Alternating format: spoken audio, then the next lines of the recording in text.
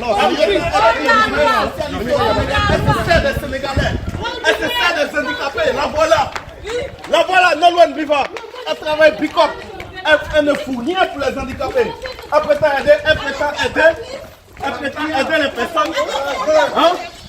Elle prétend aider les personnes alors qu'elle ne fait rien pour eux. Elle prétend aider les pauvres. La voilà. La voilà. C'est elle, Nolwenn Biva. Elle s'appelle Albertine Nolwenn Biva. Et on va lui porter plainte. Ne la touche pas. Albertine Nolwenn Biva. On la touche pas, on n'a rien fait. Personne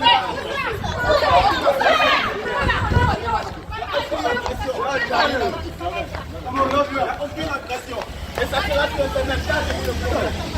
Faites ce que vous avez à faire. On va se parler. léegi nag ñun luñ bëgg mooy justice Sénégal nañu jàppale te yàlla rek tax parce que lu ñuy def liggéeyuñu Sénégal fii lépp lu ñuy liggéey Europe la jëm fépp ci Europe la ñii gis nga leen gis ngeen ñii dafay mbuboo ñii am nañ lu ñu métti man dama mënul wax si mbooloo moo tax këyit yaa ngi man day leen di wax ni grande pauvreté bu am Afrique mooy moo tax may jàppale handicapé yi pour handicapé yi dama bëgg ngeen jël seen ngeen leen dimbali maanaam ndimbal boobu ñun gisuñu ko te ñun xam nañ ko mais dañoo woon parti di ko seetaan jàpp loolu nekk comme suñu arme de guerre ñu denc ko. non exploité. waaw bu jógee si àll bi ñëw fi bëgg liggéeyaloo ay nekk ngeen xaalis bëgg dem noonu. sàcc la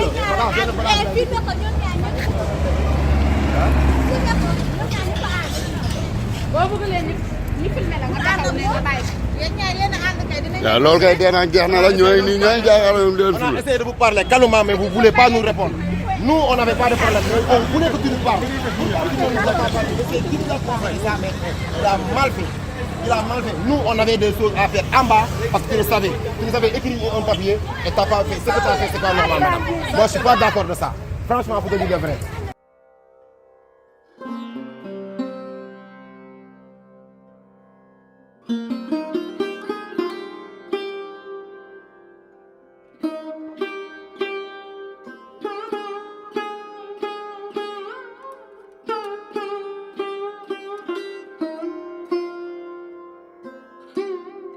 mënul wax ne gañewu ci dara parce que chaque semaine dañu yóbbu ay carton ki ko yóbbu ñu nii taxaw kon mënul wax gañewu ci dara boobu ba léegi nag day def fi indi ay moroomu tubaabam sax ñu ñuy photo di ñu filmer ñun handicapé yi waaw di ñu photo di yóbbu suñu photo ñun handicapé yi di ñu jaay bitim réew parce que jaay lay muroo parce que bu ñëwee demee foofu den naan ay pauvre laay liggéeyloo ay handicapé laay liggéeyoo foofu dama leen di jàppale entreprise sociale laa ko def te gisuñu benn social fii. Je suis pas d'accord. Il y a aucun bagage qui va sortir de là. Aucun. Prenez taxi. Allez je prends mon scooter celui-ci là où vous êtes. Ah ma jël numéro plaque taxi. jëlal. Yéen ñëpp yow moom ay voici des escrocs financiers. non grand kii li muy def am na ci droit non munoo saisir téléphone bu laal téléphone am day filmer bu laal téléphone am dugal sa taxi nga dem sa yoon da lay filmer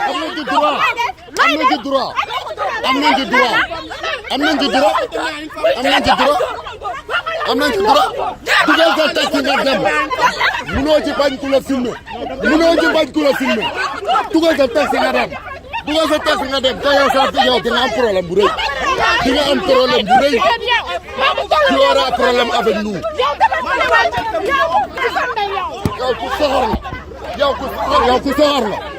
soxor la tu es méchant yow ku soxor la jëlal dugal sa oto nga dem sa yoon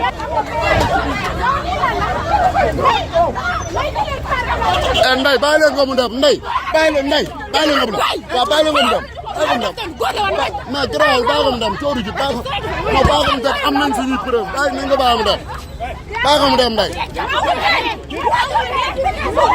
waaw xaaral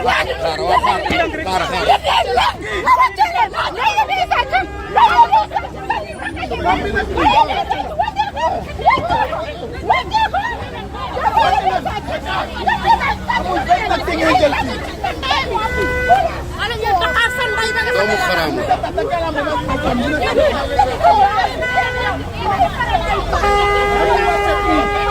baale ko mu dem baale ko mu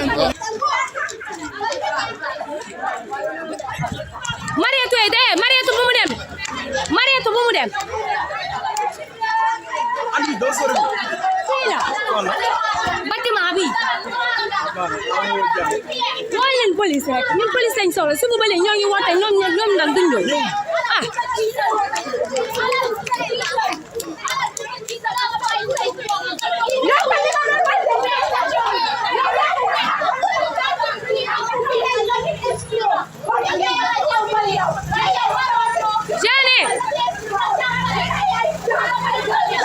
Jeanne ngay faatu ye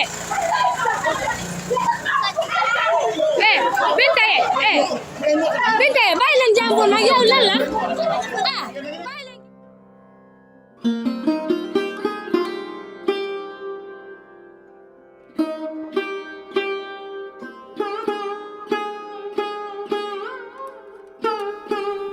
entreprise bi tamit man 2019 laa fi ñëw le 4 mars 2019 depuis bi ma fi ñëwee ba tey am na ñu ma fi fekk tamit mais boobu ba léegi man tamit aw ma contrat te gis na ne ñun suñu liggéey avancé na bu baax mënul wax ne gañewu ci dara parce que chaque semaine dañu yóbbu ay carton ki ko yóbbu mu nii taxaw kon mënul wax gañewu ci dara boobu ba léegi nag day def fii indi ay moroomu tubaabam sax ñu ñuy photo di ñu film ñun handicapé yi waaw di ñu photo di yóbbu suñu photo ñun handicapé yi di ñu jaay bitim réew parce que jaay lay nuroo parce que bu ñëwee demee foofu den naan ay pauvre laay liggéeyloo ay handicapé laay liggéeyoo foofu dama leen di jàppale entreprise sociale laa ko def te gisuñu benn social fii.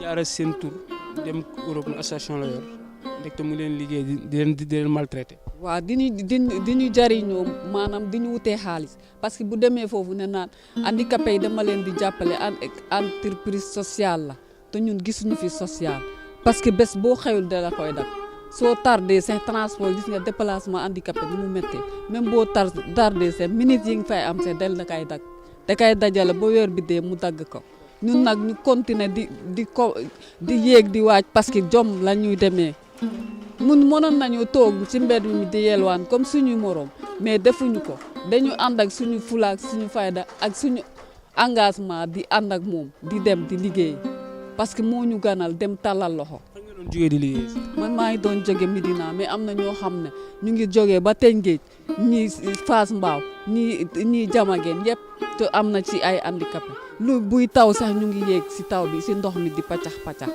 bu grève bu oto amee foog ñu forcé ba ñëw liggéey si te loolu yëpp gisu ko amul encouragement ci ñun dañuy gën a xuus bépp lu valide yi def fii ñun am handicapé yi def nañ ko mais social bi muy mbubboo gisuñu ko salaire bi baaxul dañ ci jàpp rek te yàlla tax ngir bañ a yelwaan.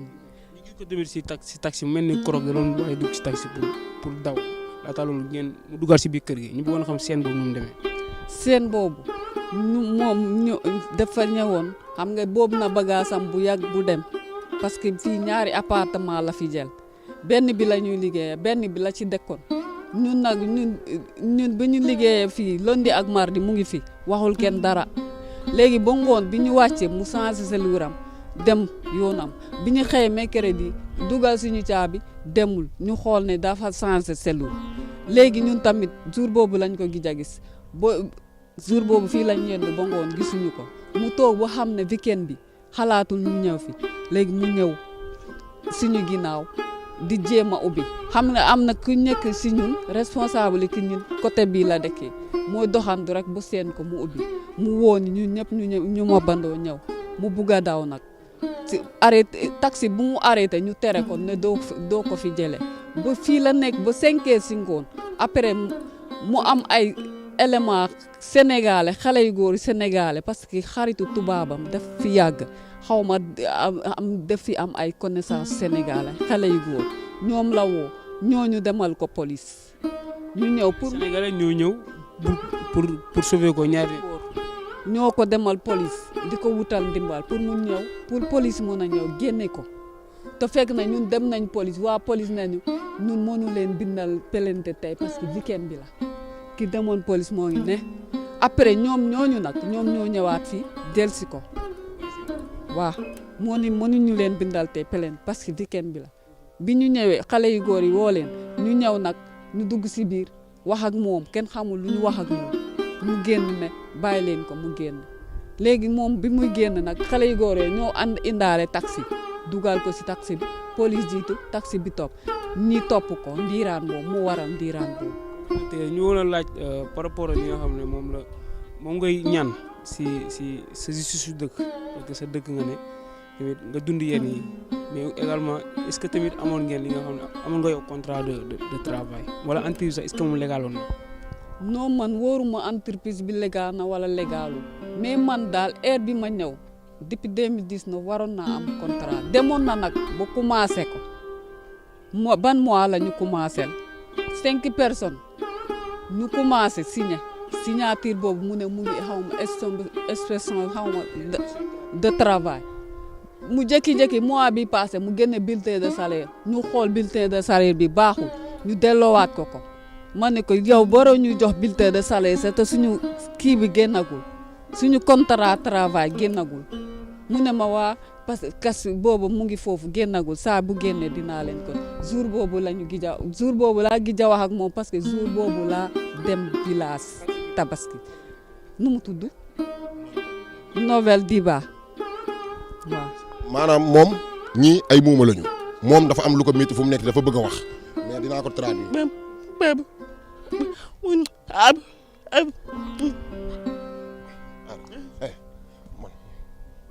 pour ñëpp comprendre yow waxal normal.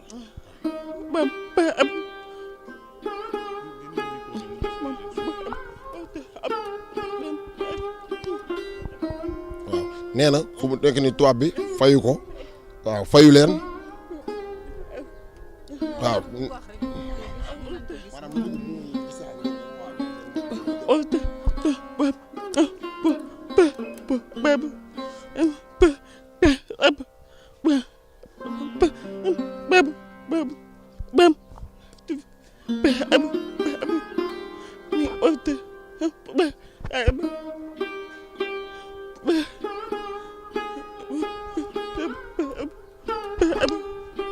man maa ngi tudd Moussa Camara. nga xam ne problème bi yëpp ni ñu ko déggee ku ne wax ñu bëggoon am problème bi yéen fan ngeen si toll seen problème ak ki nga xam ne mooy tubaab bi. waaw suñu problème ak suñu patron bu tudd Nolwenn Albertine Biva dëkk France Paris daf ñoo def li nga xamante ne dafa métti ñun nag soo gisee sax ñu ñëw si presse bi c'est parce que dañoo sonn moom lépp lu muy liggéey Europe la koy yóbbu te li muy liggéey li nga xam ne Europe la koy yóbbu man maa koy yóbbu soit poste soit GP maa ngi ak preuve yëpp li nga xam te ne moom laa fay moom bu taxawee ne amul xaalis ñun xam nañ ne am na xaalis ñun mënuñu téye suñu xaalis lan moo tax mu bëgg daw c'est parce que bëgguñu signer suñu attestation de travail comme bëgguñu signer suñu attestation de travail daa bëgg léegi nag daw mardi comme ni mu ko kii waxee mardi ci ngoon daf ma envoyé message nee ma dama bëggoon waxtaan ak yow mu bañ a sax doon répétition comme kii doon wax léegi moom ba ma envoyé message ma ne ko madame man woo ma ba ma woowee mu ne ma dama bëgg nga woo élément yëpp nga leen duñ ñëw donc tëj naa entreprise ma ne ko mais madame du nii la ñuy tëjee entreprise man dama am contrat CDI man laa am fii nii am nañu fi am contrat CDI depuis 2008 la entreprise bi ubbi entreprise ba mu ubbee dafa doon dox ak ñun si noonu ay mbokk tubaab rek la doon jël ba mu jëlee nag ay mbokk tubaab mi indi fii teg mbokk tubaab bi dem na ba xam ne moom lu muy def du yoon ñoom ñu bàyyi kayit yooyu yëpp ñu ko bindal ñu ngi ak ñun mu bàyyi fu mu nekk nii dafa xam ne du ñu liggéey samedi du lundi au vendredi la ñuy liggéey am na benn xaritam bu ñuy wax Blandine ci biir la nekk parce que moom moo ñëw ubbi fii samedi boobu noonu te samedi boobu noonu mu ñëw ubbi fii nii xam na ne du ñu liggéey samedi parce que bu fekkonte ne lu muy def dëgg la comme dafa waroon bàyyi ba vendredi wala dara mu wooñu ñu consulté wu waxtaan ak moom dafa ci lenn mu bàyyi ba samedi suñu xel nag comme Sénégal lañ dëkk xam nañ ni muy doxee ñu làqatu ci entourage bi samedi boobu noonu maag sama waa ji ak yenn gars yi bañ ko gisee nag moom ubbiwul Blandine si boppam moo doon ubbi ba Blandine boobu noonu ubbee fekk xamul ni huissier yi ñëw nañ fi ba constaté ba pare te dèjà lu grave la def loo xamante ne huissier bu ñu constaté ba pare kenn waratul ubbi foofu noonu ndax ñun waxtaan nañu ak borom kër gi preuve yëpp yéen a ngi moom léegi nag ñun luñ bëgg mooy justice Sénégal nañu jàppale te yàlla rek tax parce que lu ñuy def liggéeyuñu Sénégal fii lépp lu ñuy liggéey Europe la jëm fépp ci Europe nag ñii gis nga leen gis ngeen ñii dafay mbuboo ñii am nañ lu ñu maîtriser man dama mënul wax si mbooloo moo tax këyit yaa ngi man day leen di wax ni grande pauvreté bu am Afrique moo tax may jàppale handicapé yi pour handicapé yi dama bëgg ngeen jël seen ngeen leen di dimbali maanaam ndimbal boobu ñun gisuñu ko te ñun xam nañ ko mais dañoo woon parti di ko seetaan jàpp loolu nekk comme suñu arme de guerre ñu denc ko. léegi nag ñun luñ bëgg mooy justice Sénégal nañu jàppale te yàlla rek tax parce que lu ñuy def liggéeyuñu Sénégal fii lépp lu ñuy liggéey Europe la jëm fépp ci Europe nag ñii gis nga leen gis ngeen ñii dafay mbuboo ñii am nañ lu ñu maîtriser man dama mënul wax si mbooloo moo tax këyit yaa ngi man day leen di wax ni grande pauvreté bu am Afrique moo tax may jàppale handicapé yi pour handicapé yi dama bëgg ngeen jël seen ngeen leen di dimbali maanaam ndimbal boobu ñun gisuñu ko te ñun xam nañ ko mais dañoo woon parti di ko seetaan jàpp loolu nekk comme suñu arme de guerre ñu denc ko.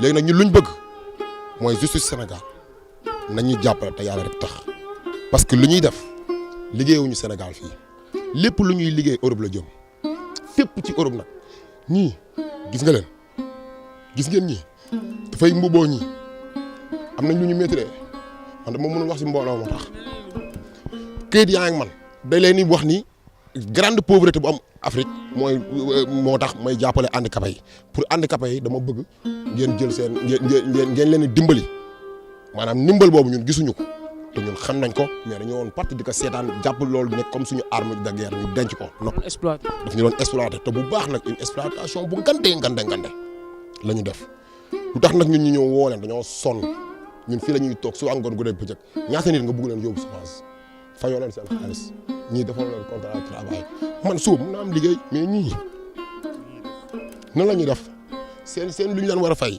ñoo xamante ne amuñu sax bulletin de salaire amuñu contrat amuñu dara est-ce que loolu c'est logique leneen lu bëri lu nekk si réew mi moom xam na ko parce que moom bu fekkoonte ne nekk na si yoon day dem police ñun dóoruñu ko laaluñu ko jegewuñu ko ndax ñun xam nañ yoon te xam nañ yoonu Sénégal dina ko teg si yoon ñun ay doomu sénégalais ñooy ñaan waa réew Sénégal justice Sénégal mu teg si loxo bu mu bàyyi parce que ñun duñu bàyyi lu tax duñu bàyyi nag xam nañ fuñ ko teg liggéey nag comme kii nu mu ko waxee ay xam nga Chanel du lu ndaw liggéey nañoo ak Chanel liggéey nañoo ak Christian Dior liggéey nañoo ak Shiseido liggéey nañoo képp koo xalaat fu mu nekk si équipe bu si mag comptoir de voyage ba léegi moom ñoom ñaar dañ doon travailler 8 heures 17 heures 40 heures waaw lañ doon liggéey dañuy liggéey 8 heures 17 heures 2 minutes soo ko tardé dala koy dagg 2 minutes soo ko tardé dala koy dagg ñii xam nga ne ñii fu ñuy jóge dafa sori am na ñoo xam ne dañuy jóge ba Kër Ndiaye Lo di ñëw ba fii ku ko si tardé mu dagg la seen salaire baaxul ñenn ñi ay 50 000 la leen fay ñenn ñi ay 60 000 la leen fay xam nga loolu du yoon ba pare di ko daggaat encore soo waxee mu ne c'est comme ça bu ñëw bindal ma këyit man ma taxaw si kanamu ñëw wan ko mu ne ma bu tabaski bi paasee boo leen ñëwee ñu xool ndax dañuy signé wala lu ñu signé ndaxte wax nañu ni après du ma signé mais suñu problème xam nga mooy lan mooy foofu la ñu naxee ndax bañ demee dañ jël congé tabaski ñi nag ñii dëkkuñu fi ñii dañoo dëkk ba la ñu nekk ñii affaire dañoo dem ba ñu ñëwee nag si mardi boobu noonu si ngoon man maa tëj fii 17 heures ñun ñëpp ñu ñibbi pourquoi mu changé cellule bi borom kër gi sax yëgul woon nu mu demee borom kër gi sax yëgul woon nu mu demee man mii maa expliqué borom kër gi maa ngi ak preuve yëpp aussi yaa ngi comprendre léegi nag def na li nga xamante ne nag ñun xamuñu nan lañ mën a def ba gis ko ba teg ko bët ñëw na fi nag keroog samedi bi parce que jàpp nañ ne samedi duñ fi ñëw génne nañ fi 4 machines te huissier constaté na fii ba pare. waaw donc moom moo yónni Blandine taxaw fii ne carrément moom dafa feebar. anamu waxuñu fu mu nekk boobu mi ngi ci biir mais comme ñun nag du ñu sonn duñu taay fi lañ toog si lañ toogee toog ba séen ko Blandine dugg otoom mu bañ ñuy jël preuve yëpp ñi ngi ak ñun preuve yëpp dañ leen ko yónnee yéen ñii sax yéen a ngi siy jàpp te wax dëgg yàlla ni ngeen koy defee ñun kontaan nañ si yéen trop te bu soobee yàlla boo leen si jàppee comme justice Sénégal lu mu si jàppee lépp dinañ ko am. pour bañ la téye rek par rapport ak li nga xam ne moom mooy inspection du travail ñoom lan lañ leen wax wala dama ko def ba léegi. ankay dem nañ inspection de travail bañ demee inspection de travail dañu ne carrément moom il faut ñu gis ko parce que ñun tamit dañoo jàppoon ni dafa dem génn na dëkk bi mais bañ demee inspection de travail dañu ne il faut ngeen jël dossier am ñoo ko jox ñu indil leen ko ñun nag suñu dossier yëpp ñu ne suñu saak bu ñu paree ak yéen nii foofu lañ jëm waaw léegi nag pour wax leen ni ñoom parce que si weekend bi la tombé te ñoom duñu liggéey weekend pour wax leen ni ñoom ni moom mi ngi fii ñibbiwul ñu jéem a xool lu ñu koy tegee loxo aéroport balaa muy génn mu fay nit ñi seen droit parce que ñii amatuñu fu ñu mën a dem pour liggéey man loolu rek mooy sama problème ak ñoom. maa ngi tudd Ndeye Binta Diouf dëkk si Cap Liberté 1. mbir xaw nga ko fekkee bëggoon xam na la demee ñi leen fi liggéey ak seen diggante ak nga xam ne mooy seen patron bu nekk française. ndax man seen patron ñëw na ñoom seen bopp ñëw nañ ba ci man indil ma seen patron fekk may jaay ndékki fële si buntu kër ga bu ñu xëyee suba maa leen di jaay ndékki te xam naa ne daal ñoom ay xale suba teel fajar lañu ndax man balaa maa laal ndékki sax ñoom egsi nañ donc ils sont toujours là avant 7 heures su ma leen di jaay ndékki aussi donc may wax ni que ñoom ils ont que 10 minutes 10 minutes bu leen fekk ñuy xamp mburu bi sax dañ koy tegaat daal di daw liggéey donc jom ak ful ak fayda laa fekk laa gis ci ñoom te gis naa ni heure tam la ñuy wàcc du ñu wàcc avant heure te gis naa ni seen liggéey respecté nañ ko bien que am na ay handicapé macha allah yoo xam ne am nañ jom am nañ fulla am nañ fayda respecté nañ seen liggéey loolu daal laa xam si xale yi waaw ci fulla daal laa gis ñuy dox ci fayda seen patron tam bi mu ñëwee ñu indil ma ko ci man apprécié ne leen ba keroog jënd na café si man donc voilà loolu daal laa xam si ñoom waaw. confirmé cas escroquerie bi nga xam ne moom lañ soulevé seen xaalis bi ñu yoreel wala leen ko fay ba nga gisee tubaab bi yow nan nga ko jàngatee. waaw man gisuma tubaab bi na en fait parce que dama gis ñuy roñ bagage te ñoom excès guñu suba teel avant heure 8 heures ñuy roñ bagage te en personne gisuma tubaab di roñ bagage bi ma ñëwee laaj leen ñu ne ma que daf leen ne ñu arrêté bu ñu ñëw te bi ñuy ñëwee dañoo fekk ñu ne tubaab bi dafa dem fekk tubaab bi dem fekk tubaab baa ngi si biir donc ñoom ñu toog xaar fii ne du génn bagage yi taxi bi fi ñëw di roñ bagage dama yaakaar ne sa nit booy roñ bagage da ngay jël auto bagage nga roñ bagage mais doo jël par individuel taxi di jël taxi par taxi di roñ par machine donc loolu rek dalul xel voilà police di ñëw nag séen naa ko mais fekkewu ma seen wax ak police séen naa auto police fii mu taxaw séen naa xale yi gis naa xale yi aussi dañoo jëloon pour taxaw pour toog fii fanaan fi ba keroog ñuy gis patron bi parce que patron bi dafa nëbbatu gis naa aussi ñu toog fii la seen i bagage ne fii la ñuy toog ba keroog ñuy gis patron bi mu wax leen lu leer ñu jëflante lu leer. Ok, le problème est que la dame c'est une Française, elle s'appelle Nolwenn Albertine Buva. Elle a fondé son entreprise depuis 2008 et lorsqu'elle a fondé l'entreprise, elle a embauché que des Africains. Toutes ces commandes qu'elle fait, c'est des commandes qui partent en France. Elle travaille avec Chanel, elle travaille avec le comptoir des voyages, elle travaille avec Dior. Elle a travaillé avec beaucoup de grosses marques, Shiseido, Lucas Meyer, beaucoup de grosses marques. Et tout ça, elle nous payait des miettes, au fait. Est-ce que vous comprenez? Elle nous payait des miettes. Nous, on s'est calmé parce que quoi? Déjà, moi, quand je suis venu, je venais d'arriver. Mais normalement, quand tu travailles avec quelqu'un, la personne doit te faire un contrat de travail. Et nous, on n'avait pas de contrat de travail. Pas de contrat de travail. Moi, perso, je n'ai pas de contrat de travail. On est 27 personnes qui travaillent ici. Et il y a 6 personnes seulement qui ont des contrats de travail. Il y a d'autres personnes qui devaient avoir le contrat de travail, mais elle a fait des magouilles jusqu'à ce que ça n'arrive pas à l'IPRES. Est-ce que vous comprenez? Maintenant, dernièrement, elle a une grosse commande avec une certaine marque française qui s'appelle le comptoir des voyages. Voilà. Et cette commande, elle voulait la finir et fermer son entreprise. Nous, on ne savait pas. Oui, bon, ça, pas sans nous payer au fait. Au départ, on travaillait bien. Maintenant, on lui a demandé de nous faire des attestations de travail. Vu qu'elle n'est pas prête pour nous faire des contrats, qu'elle nous fasse des attestations de travail. Quelque chose qui prouve que nous, on travaille ici, dans cette entreprise. Les ateliers de Ligo. Le nom de l'entreprise, c'est les ateliers de Ligo. Quelque chose qui va nous faire prouver que nous travaillons dans cette entreprise. Et pour ça, elle nous a dit ouvertement qu'elle ne signera pas. Si vous comprenez. Elle nous a dit ouvertement qu'elle ne signera pas de contrat de travail et d'attestation de travail. Donc, il y a un de ces jours où on a grévé ici. Il y a un de ces jours où on a grévé ici. Et depuis lors, la dame a commencé à ramasser ses affaires du jour au lendemain. Et un beau jour, un soir, le 4 juillet dernier, elle a envoyé un message à Moussa Camara pour lui dire comme ça qu'elle veut lui parler. Est-ce qu'elle peut l'appeler? Et elle a appelé. Quand elle a appelé, elle lui a dit que Moussa n'a qu'à appeler tous les employés pour leur dire qu'elle ferme l'entreprise. Et la police, qu'est-ce que la police a dit? La police, on est parti là-bas, maintes fois. Laissez-moi vous expliquer. À la police, on est parti là-bas maintes fois pour aller porter. La première plainte qu'on a portée, la plainte n'a pas abouti parce que celui qui nous a écrit la plainte n'était pas compétent. Après, on est allé encore une autre fois, mais c'était un samedi. Ils nous ont dit qu'ils ne bougeront pas. Et la dame, elle a vu un gars ici qui a envoyé quelqu'un à la police. Et la voiture de police est venue la chercher, la dame. Alors que nous, on était partis à la police, Dieuppeul. On était allé porter plainte, ils nous ont dit qu'ils ne bougeront pas. Voilà, donc c'est ça, c'est un peu ça le problème. Combien d'argent? Elle nous doit nous tous, elle nous doit nos salaires. Elle ne nous a pas payé de salaire. On n'a pas de bulletins de salaire. On doit aussi toucher nos droits. Il y a les rappels sur les transports, les primes de transport, les primes qu'on doit déposer à l'IPRES, tout ça. On n'a eu aucun de tout ça. Et elle est partie comme ça. Moi, je pense qu'elle est encore à Dakar et qu'il y a toujours quelque chose à faire. Donc moi, j'exhorte toutes sortes de personnes qui pourront nous aider, qui pourront nous venir en aide. Il s'agit d'une injustice. Il s'agit d'une très grosse injustice. Et cette injustice est faite aux Africains. Il n'y a pas que les Sénégalais, il n'y a pas que... Nous tous, c'est un pays africain. Vous comprenez? Voilà.